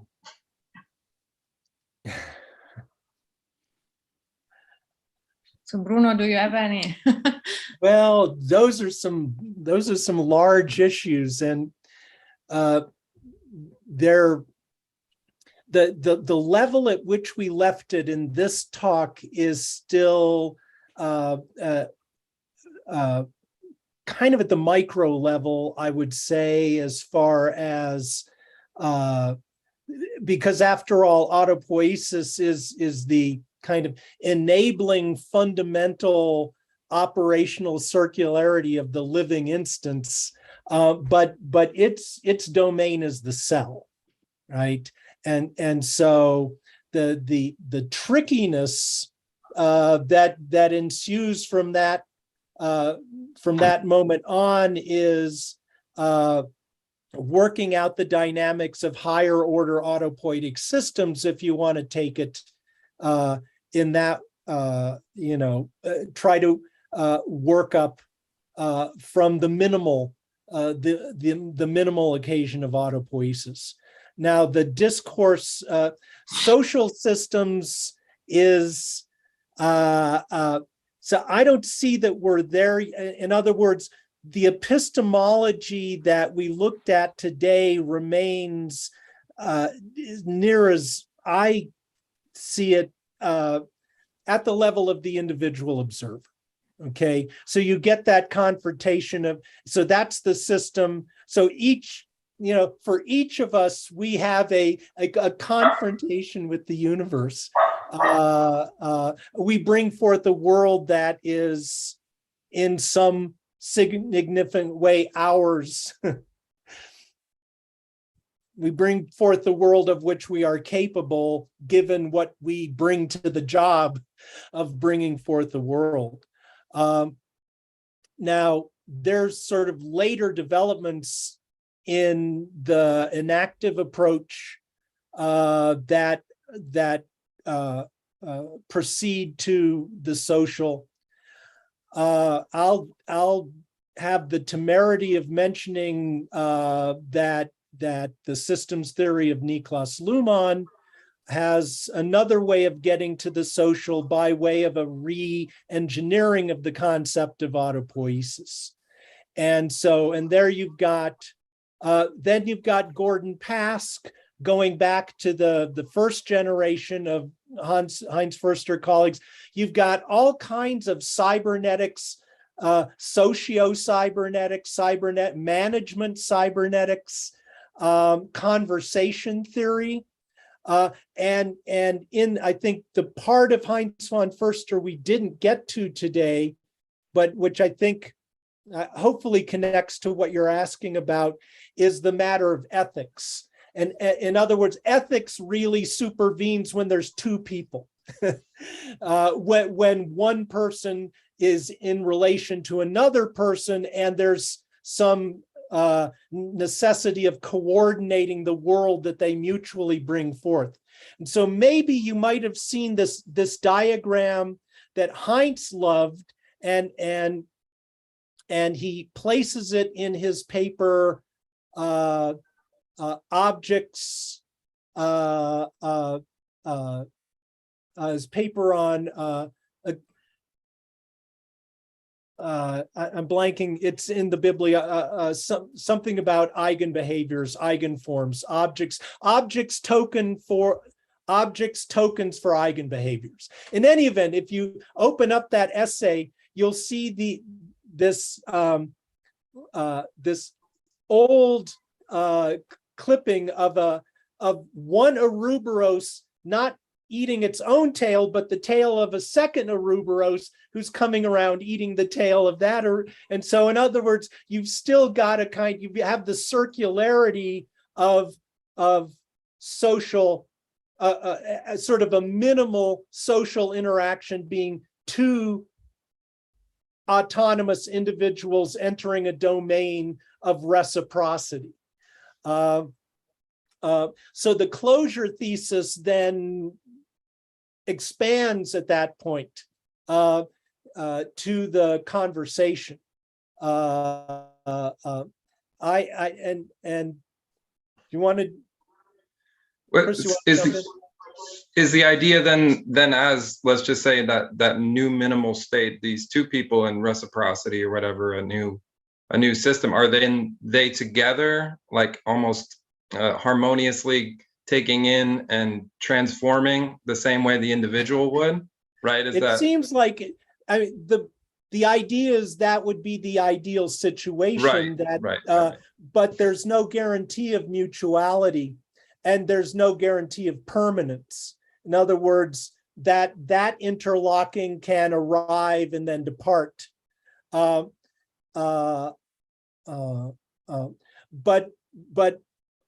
Heinz's own epistemology, I mean, the question then, the issue with regard to objectivity is, if everyone is bringing forth their own world, then how can we find a world we can all agree on? And of course, we're living through the negative dynamics of this social dysfunction of everyone saying, well, I want a world in which Donald Trump won the election. That's the one I want. Anyways, not to get too far off the boat here, but and I'm sure this is somewhere in a part of Varela that I haven't studied as deeply as it's his earlier stuff that I've kind of, in my archival work, that's the stuff that I'm most sort of deeply familiar with. But von Foerster would say ethics is when we see ourselves through the eyes of the other. Okay, and that's a kind of minimal occasion for the. It's not for the stabilization of a view of the world that is then sort of operationally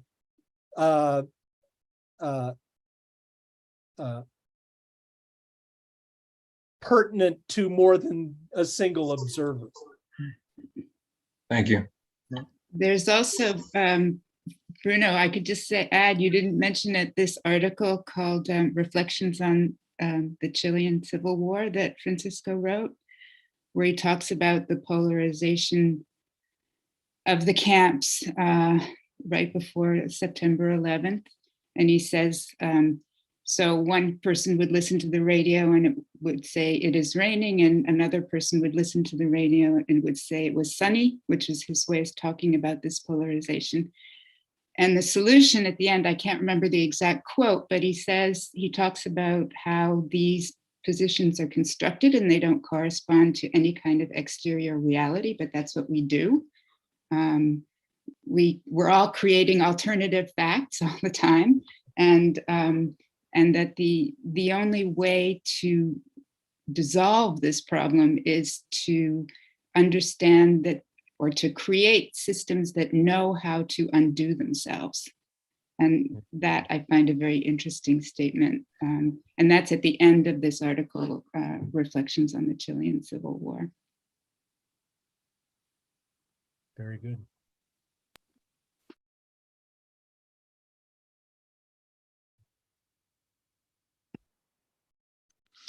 Right. And this undoing comes from the self-referentiality of the constructivist position. So, there are questions? Any questions? Enrico, you had your hand up earlier. Did you want to come forward and make a comment or a question? Yeah, maybe it's kind of related to what we're discussing right now. First, thank you for the presentation. It was very fun. I was just thinking, maybe it's a naive question, but I'm really interested in also in the broader context where these theories have evolved and have been constructed. So I'm thinking if you think there is any relationship between the ideation of self-referencing systems and the concept of autopoiesis, and at that time the rising of the concept of self in psychology, and kind of the related shift towards individualism in Western culture in those decades.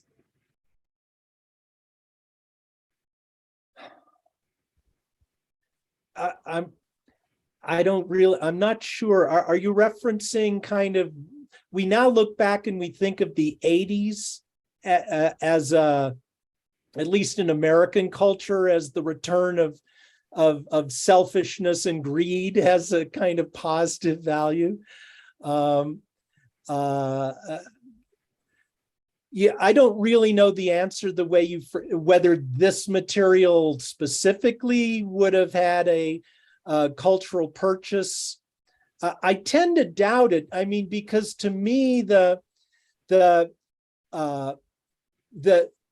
sort of the abiding impetus of this discourse is toward consolidation of thought, well,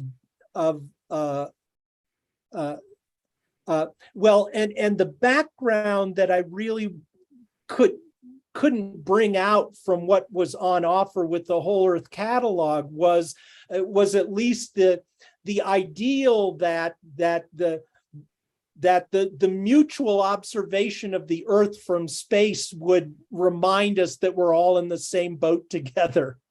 And so there was a countercultural aesthetic which was distinctly communal and searching beyond the sort of the premium on individuality and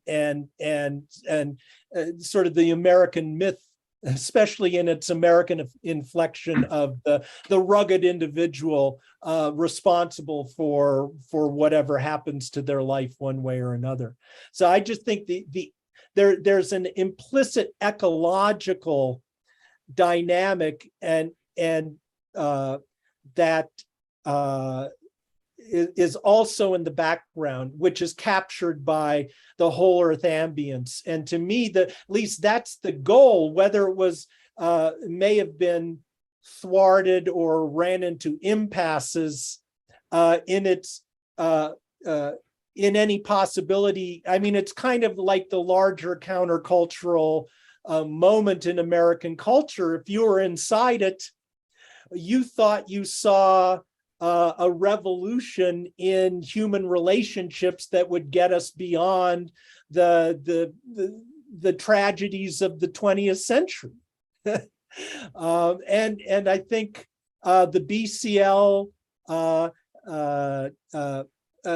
sort of fascinatingly documents the sort of influx of anti-war and psychedelic, wider kind of 60s sensibilities, sort of as as a call towards a new communal ethic. To me, that's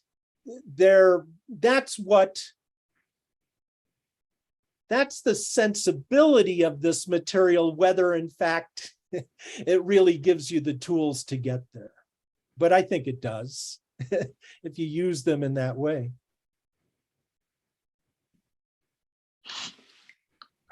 Thank you very much. Other questions? And especially those who are maybe less familiar with this narrative, the story that Bruno's just shared with us, maybe feel free to come forward with your questions as well. Those who may be less familiar with the history of this. Be curious to hear where you're entering into this material and how it's landing for you.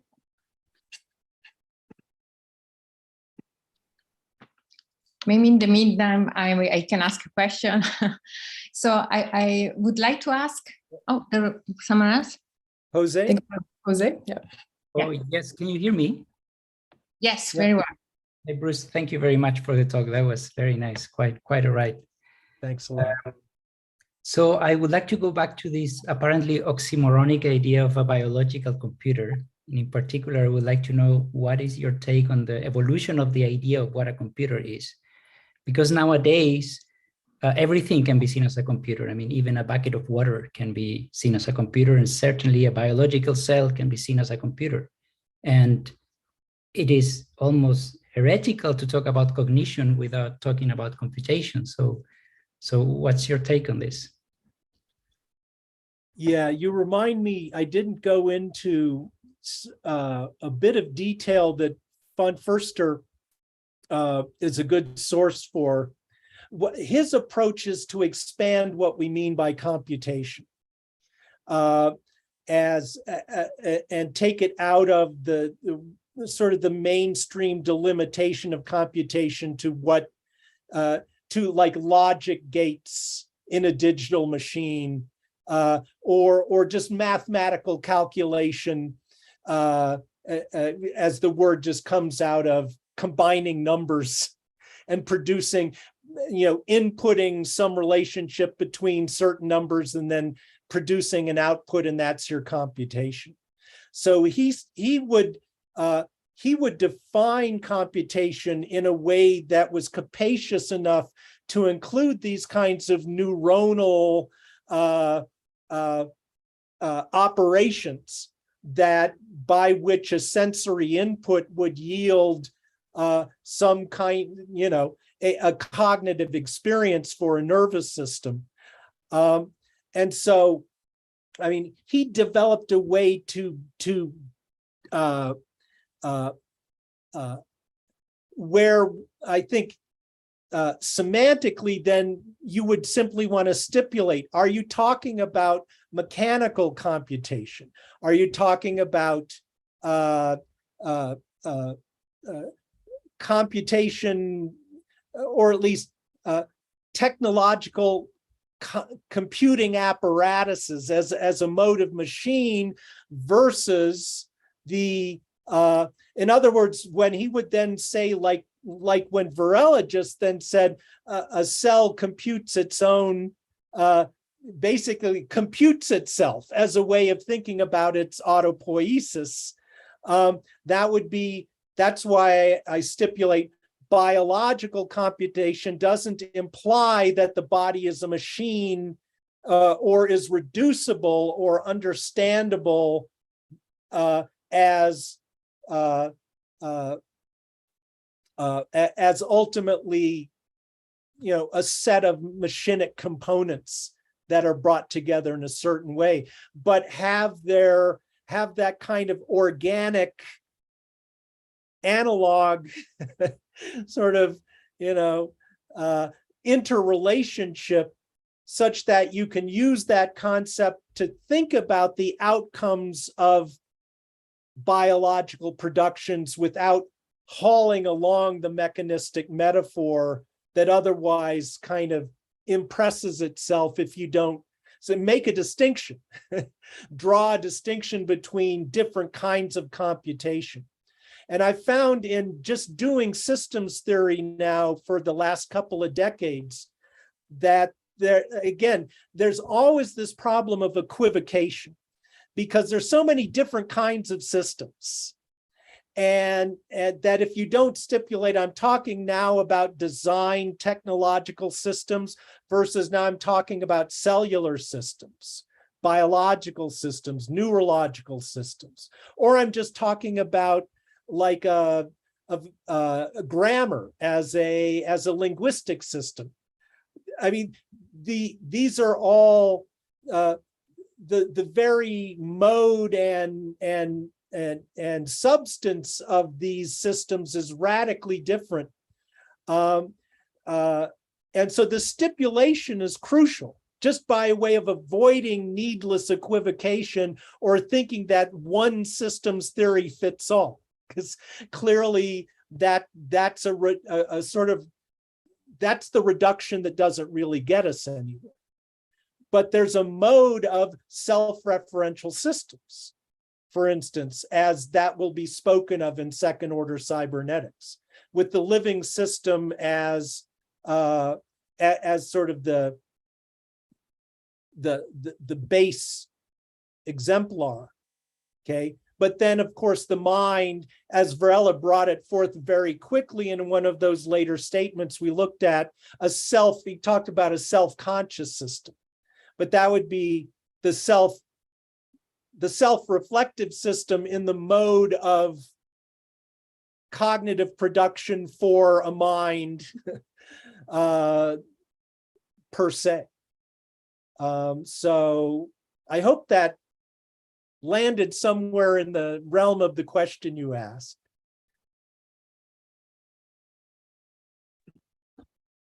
Wolfgang? Thanks. Go for it, Wolfgang. Wolfgang has a hand. Okay, thank you. I want to ask a question. I hope it's a valid question, as it were.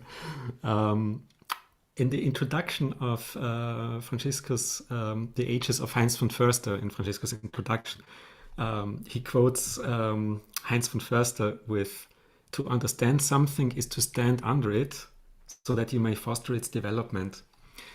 And this reminded me of something that I heard on several occasions from Brother David Steindl-Rast, talking about, in a sense, intellectual humility, understanding something, meaning to stand under it, rather than trying to overstand it and control or dominate or exploit, but kind of, be surrendered to being in awe of the great mystery of that which is still, no matter how much we understand, it's still bigger than us.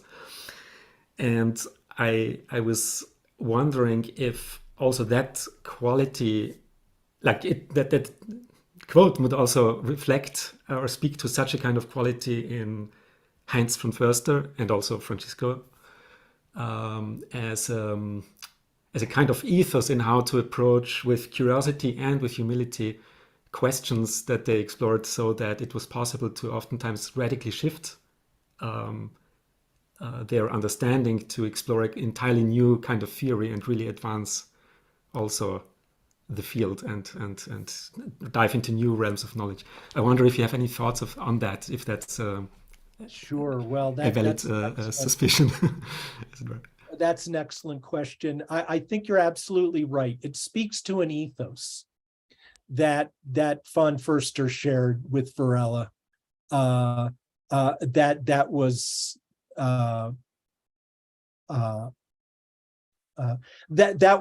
yes, that very what, and part of what that ethos was about was getting away from control-oriented technological cybernetics, right? And in other words, and if you read, for instance, Francisco's very wonderful interview in the Coevolution Quarterly, which I couldn't get to, but you may, which was the successor periodical to the Whole Earth Catalog. So he, and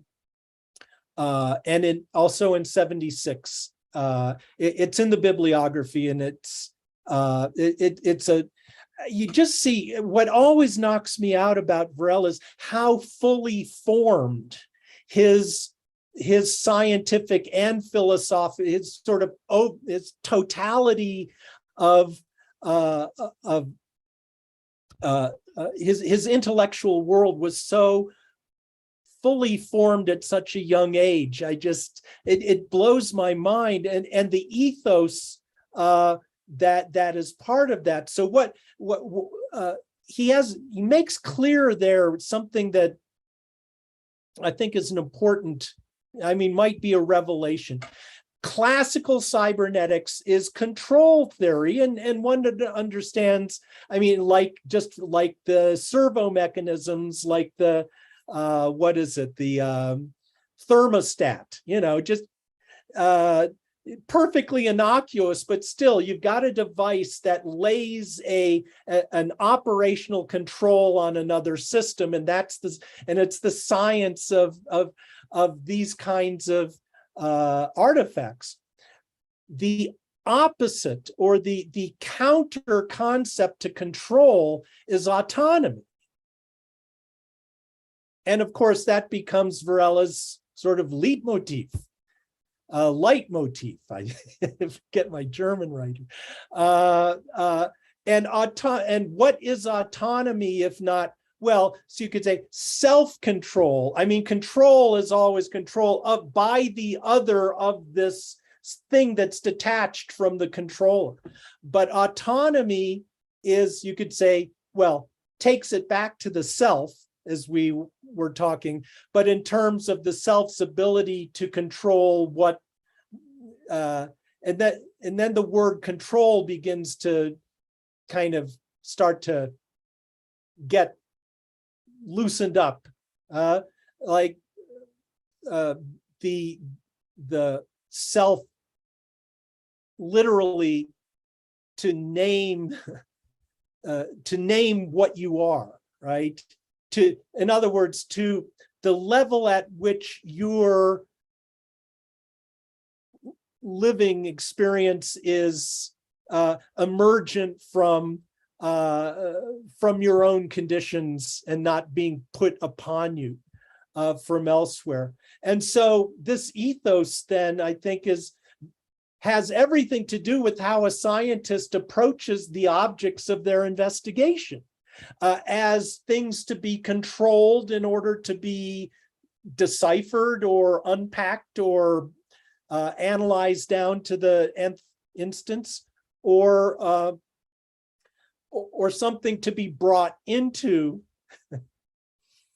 a world that's co-constitutive, in which the object informs the student of its conditions, and you get a whole different scientific ethos out of that. And that's why this science is countercultural relative to a mainstream control-oriented, analytically reductive-oriented approach. And I think to me, that's always in the background of my commitment to this material, but I would think it's also why we're kind of here in this lovely Zoom classroom, right? Because we want an alternative that's still perfectly scientific, because we Western minds have to have that, modern Western minds that we are. But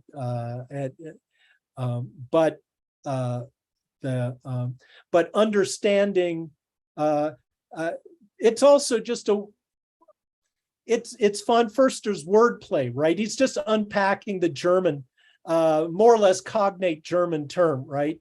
As a way of saying, of orienting understanding towards the support and fostering of the thing that one, once one finds that it's worth understanding, right? That this is a good thought, right?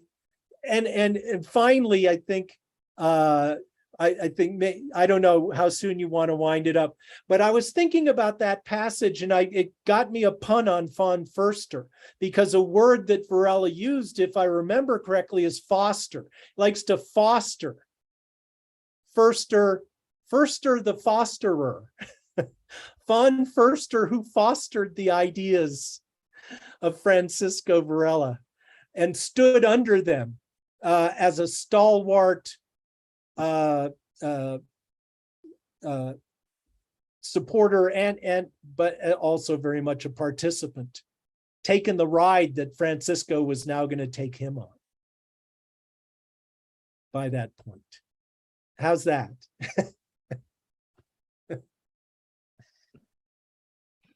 Great. So I think we'll take time just for one more question. I see Rocio had a question.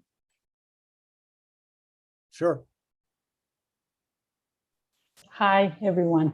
I'll make it brief. I don't know if it's on the subject, but I'll just throw it to you. I was wondering about self-regulation and cell metabolism and things like that. I'm a biochemist. I work in a oncology lab recently. So I was wondering about self-regulation and loss of self-regulation in cancer processes, you know, oncology and stuff. And I was wondering if there's any research or line of research or ideas. What I was thinking was how systems are interconnected, and the lack of self-regulation with other systems, it's what makes cancer, let's say, get worse, and the different use of the media, and this is how the tumor gets bigger and stuff. But basically, one of the genetic things that you look for is the loss of, it's a different self-regulation, but it's not the typical self-regulation that the cell has. So it lost self-control. Since it loses self-control, then it gets on this weird thing and they multiply. Eventually you have a tumor. It's more complicated, of course, but in the terms that we are sharing of self-regulation. So I was wondering, in terms of disease, of losing a balance or something like that, and making a parallel with that's very mechanistic controlled, and maybe a parallel with self-regulation and self-regulating systems, and how that can go. It can transform actually in a cancer, you know, in a tumor. And I don't know, maybe there's something about that, or what are your thoughts? And hopefully I can, sure. You know what I'm thinking about. I think so, and I think it's a really important point that in I mean, cancer is a pathology of multicellular bodies, and that very multicellularity then draws out a way of mapping the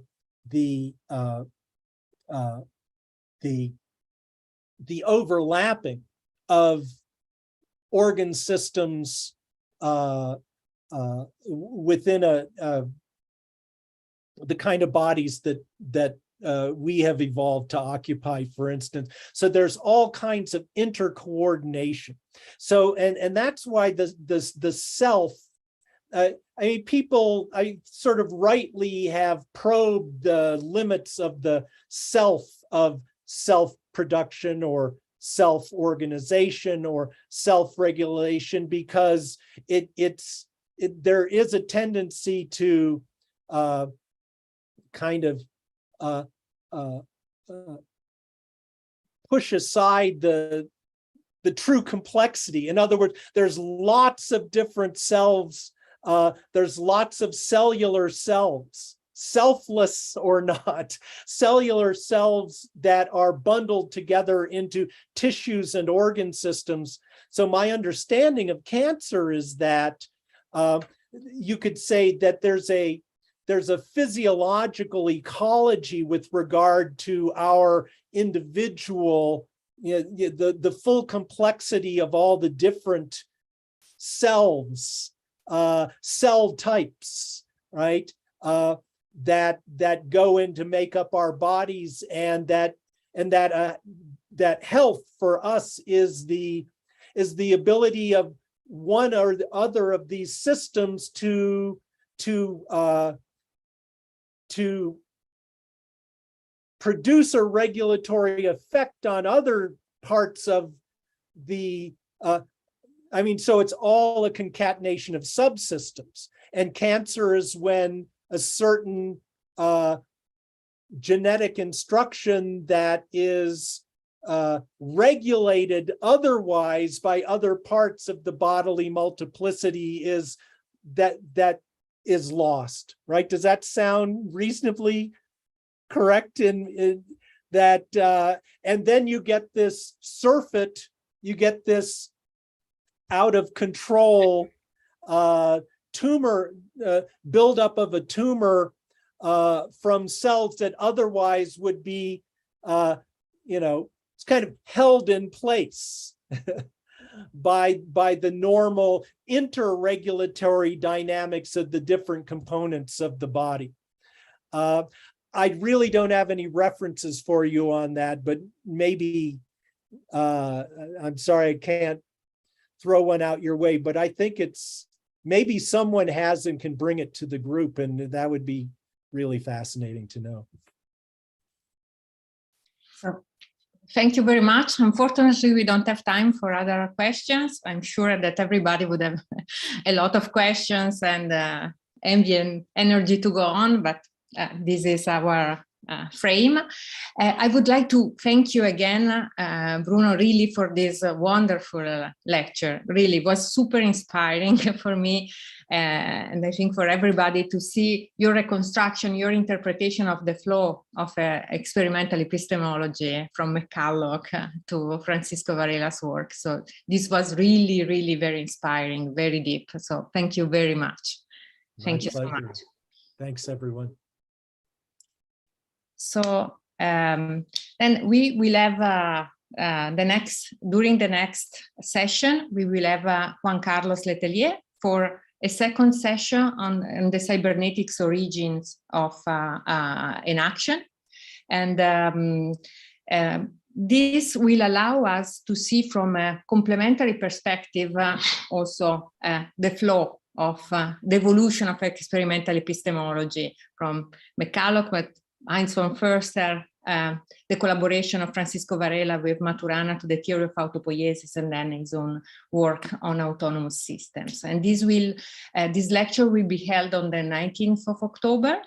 And then on the 26th of October, we will have Tom Zinke, and who will start the phase of our genealogical path dedicated to autopoiesis. So this will be the first session dedicated to autopoiesis. And 26th of October, always from 6 to 8. So thank you very much. Thank you, Joanna. Great. And then there's one last event we wanted to announce because you may be interested. We have our new EVA alumni series. And so we have alumni from this, the European Varela Award grant program. And so our next speaker will be Michelle Carr. She'll be giving a talk on her research project funded by the program on October 20th. So you're welcome to all three of these upcoming events in October, and we'll see you back for the next course then on October 19th in just over 3 weeks. Thanks so much once again, Bruno, and to everyone else. And have a good evening.